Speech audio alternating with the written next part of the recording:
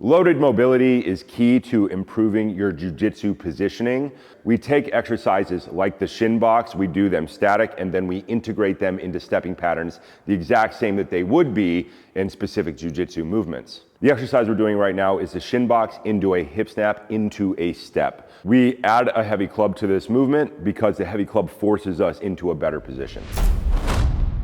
Hello, this is Mark Wildman of Wildman Athletica here with Will Safford from Order in Progress. We always take simple movements and we combine them with other movements in order to create more complex movements. There are specific positions that you use in jiu-jitsu all the time. We want to get better at our shin box because it makes us better at hip rotation, and we want to add a club to it because we need to do hip rotation under load because that is what jiu-jitsu is. There are a bunch of positions that will improve our game, improving our rock bottom squat, improving our shin box, and then learning to transition through all of these things in relevant ways is pretty key. Absolutely. What I love about this one is not only is it mobilizing your hips, but it is an actual sequence of steps that you're going to use in jiu-jitsu. The game has very much morphed into what people are calling wrestle jitsu, where you're wrestling up from a bottom position. That's exactly what you're doing with this exercise. You're coming from a shin box position, heisting up, and then going into a lunge. It's very similar as if you were coming up on a sweep or a takedown or trying to come up against a resisting opponent. That's what's so great about the club, is that now we can load this position and make it very similar to what it would be like against a resisting opponent. We start in our shin box position on the ground. The goal here is to get this rear hip down on the ground and to make our spine more vertical over time. We add the club to that to help us load that position. Let's pick up the club. Hand reaches out, palm towards the sky. Other hand, thumb points down. Orient the club straight upright. We're holding the club in front of us in a balanced position here. Think about squeezing your elbows tight to your body to engage your lats and drive your shoulders down away from your ears. Hip snap up, squeeze the glutes at the top, and then take your rear leg, step out in front, and now drive forward in that lunge. Now reverse it, step back with one leg, hips up, try to squeeze the glutes, sit all the way back down into our shin box position. The goal here is to activate this hip, drive it down towards the ground. As we drive up, it is a core engagement and a glute engagement exercise, but with our hips in rotation. Hip snap, step all the way forward, drive forward, feel a stretch in the core, squeeze your elbows to the body, step all the way back, knee touches down. The important part here is that we're trying to get this ankle down flat on the ground. We don't have our foot rolled underneath. It can roll a little bit, but we are looking for mobility in rotation in the leg. Sit all the way back down, and let's do one more rep. Hip snap up, step forward, drive back, pause, sit all the way down. Let's set up now for the other side. Usually people have one good side and one hip that wants to go down.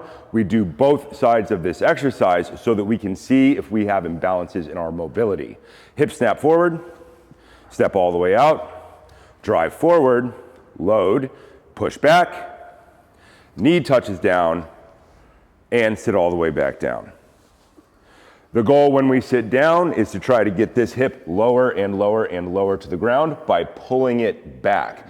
We try to keep our spine as vertical as possible throughout the whole movement. The club is adding load and it forces our core to engage. Hip snap up, step forward,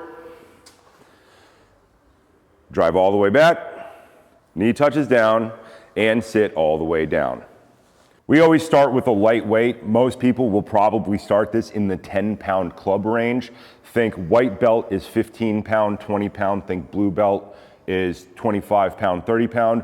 With this exercise, we could get up to and approach 50 pounds, but it gets really serious up there. The goal is to do this over a long period of time because this is not just a muscle exercise. This is a tendon and ligament and joint integrity exercise.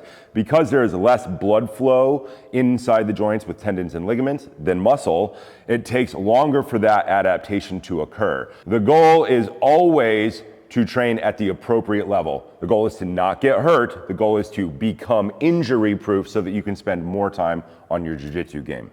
you will notice immediately that this exercise works the glutes, the hips, and the core. But what is actually more important is the tiny little muscles around your hips that are super important for stability and rotation. And it's hard to get into those muscles, to be honest, but this exercise, when you load it, has a way of hitting all the really important little muscles that you need for jiu-jitsu. This is an exercise you would probably do twice a week. You're probably not going to do this every day loaded. You're going to do this twice a week, and then you're going to work on integrating it into your practice. Excellent movement to use before training. You can do this, like you said, unloaded. Just working that pattern is going to be relevant to what you're going to be doing on the mat, but also warming up all those small stabilizer muscles, getting the core fired up, and then of course you can load it and try to get heavier and heavier in your working sets. Your training should be specific to your sport. The goal is to use relevant movement patterns to what you want to accomplish. If your training isn't lining up with what you want to accomplish, we just want to try to make that better. I don't think there's anything better than the shin box hip snap to step forward, because it's exactly what you're going to need on the mat, but you're also building all those muscles and tendons and ligaments that you need to stay injury free and perform on the mat.